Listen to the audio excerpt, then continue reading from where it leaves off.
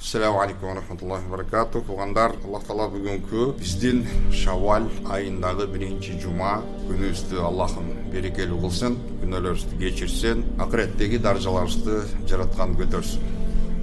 Бақара сүресінде Аллах субхана ва тағала ушул адам заты келечекте чегинен ашып, бузукулук кылып, беспределге жол коюшун периштелер айтты эле. Бул жерде бир суроо туулат.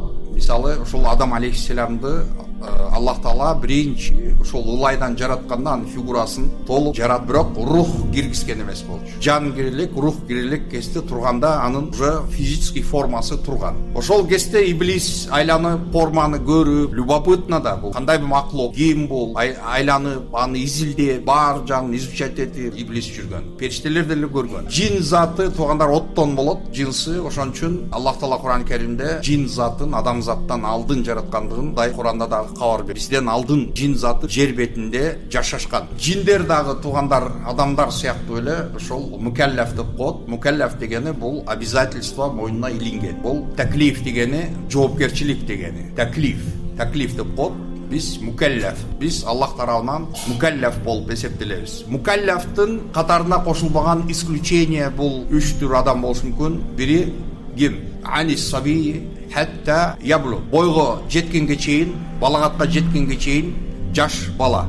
Калем көтөрүлүп турат, калем жазбайт. Ошон үчүн биз наристе деп коебуз. Наристенин жасаган нерселери жооп бербейт. Ошондуктан булар туугандар периштелер булардын кылган иштерин фиксировать этпейт. Экинчиси айнил мажнуни хатта яқил. Жинди, акылын жоготкон жинди акылы кайтып келмейинче андан дагы калем көтөрүлүп турат. Руфи'ал каламу ан салат деп Пайгамбар саллаллаху алейхи айткан, калем ошол 3 түр адамдан көтөрүлүп турат деди.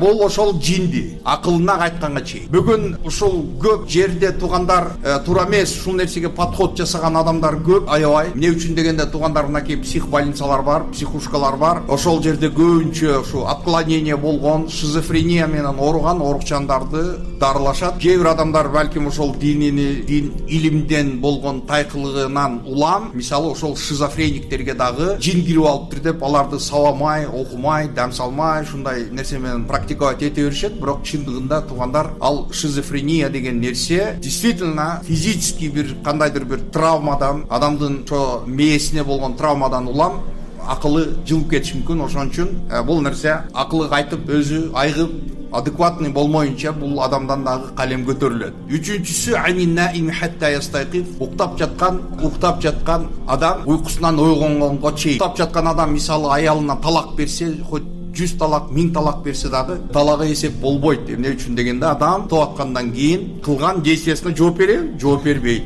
Билесиңер туугандар, тоаткан кезде адам өзүнүн действияларына жооп бербейт. Ошондуктан бардык нерсе мына ошол таклиф. Жин заты таклиф төлгөн, аларга жоопкерчилик бар. Жин заты дагы тозокко түшөт, жин заты дагы бейишке кирет.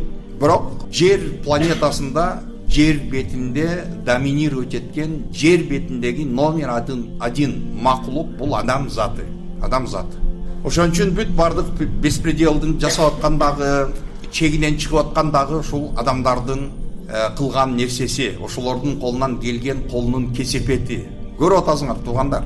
Просто адам өзүнүн личностный бир фронтундагы, өзүнүн жеке бир үй бүлөсүндөгү болгон трагедиялар, туугандар, ошондой эле трагедия, ошондой эле бир безумие, акылсыздык, ошондой эле бир жиндилик, туугандар, андан чоңураак болгон бир деңгээлде болушу мүмкүн, бир коомдун деңгээлинде, бир мынакей улут ортосундагы болгон коогалаң сыяктуу, мына кече көргөн мына Тажикстандан болгон кол салуу, кыскасы ошол нерселердин бардынын артында мотивациясы туугандар бар.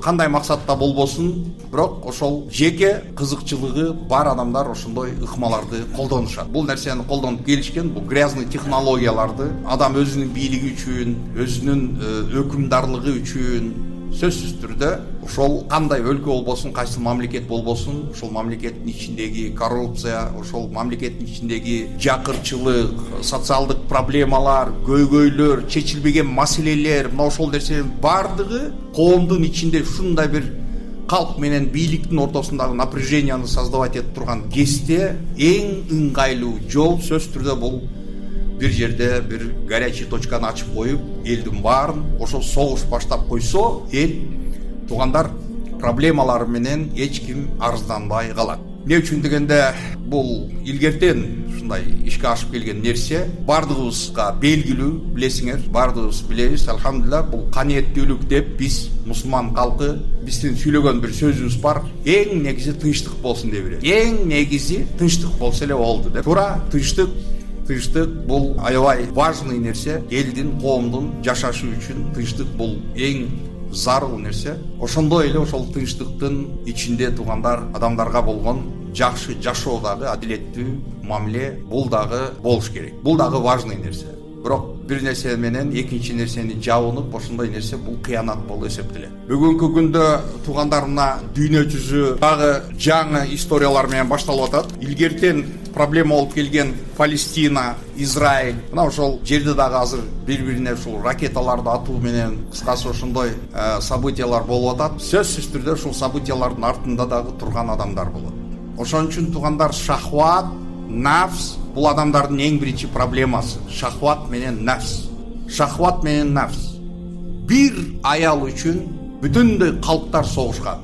Троянский конь деген тарыхтан билсеңер керек. Ошо бир аял үчүн адамдардын, миңдеген адамдардын кандары төгүлгөн. Ошон үчүн мындай безумиеге жол койбош үчүн албетте биз Аллах субханаху ва таала Кур'ан Керимде мына ошол периштелерди атажалу фиха ма юфсиду фиха ва ясфику дима. О Аллах, неужели сен ушул жер бетине бирин канын төккөн, жер бетинде бузукулук кылган адамды ушул жер бетине падыша кылып, орун басар кылып коюп коесуңбу деп периштелер сурайт. Бирок бул жерде бир суроо туулат туугандар. Адам еще жашай элек, адамдын фигурасы турат. Бирок периштелер сурап атат. Периштелер каяктан билди? Бул адамдардын бузукулук кылышын, кан төгүшүн, беспредел кылышын периштелер кайдан билди? Сөзсүз түрдө бул нерсе туугандар Аллах субханаху ва тааланын алардын оозуна ошол нерсени Кудай салды. Бул Кур'ан мусулмандар үчүн, биз үчүн бейишке бара турган чоң бир руководство. Бул инструкция. Ошол бейиштин жолун бизге обеспечить этип бере турган инструкция. Любой бытовой техниканын эксплуатациянын инструкциясы бар.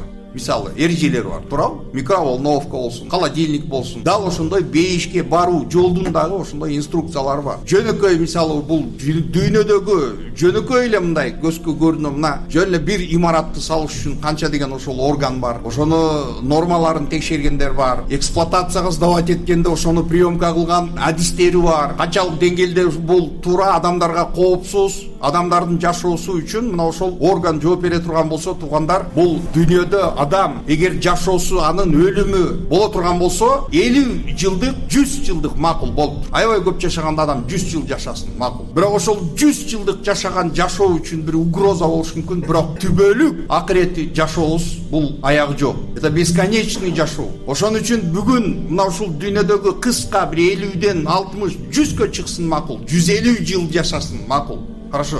200 жашасын. Анын деле конец келет.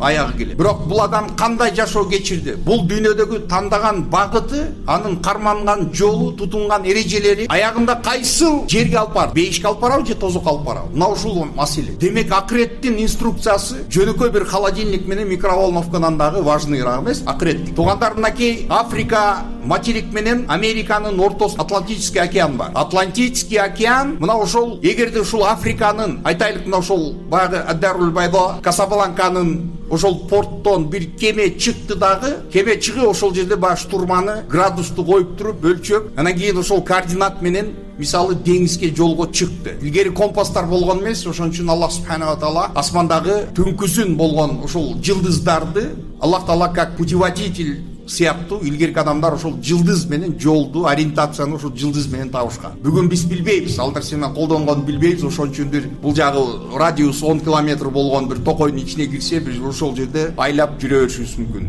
Бир жагына чыкпай же биягына чыга албай, жылдыз билбейбиз. Бирок күнчыгыш жактагы порттон координаттарды киргизип, бирок ошол адамдын 5 градуска болгон ошибкасы, 5 градуска туугандар. Атлантический океан менен А менен Б'нын ортосундагы дистанция миңдеген километр боло турган болсо, ошол 5 градус ошибка туугандар Южный Америкадан Түндүк Америкага алып барып коюшу мүмкүн. Дал ошондой бүгүн биз кечирип аткан жашоо, Куранды билбесең, Пайгамбарыбыз Мухаммад алейхиссаламдын үйрөткөн таалимдерин билбесең, ал нерсеге кызыкпасаң, биз үчүн ислам дини дин, шариат, имандуулук мына ушул нерселердин бардыгы второстепенный бир орунга туруп калгандыгы үчүн туугандар биз чоң проблемаларга биз учурап баштайбыз. Адамдардын ортосунда жетиштүү эмес, адамгерчиликтин өзү жетиштүү эмес.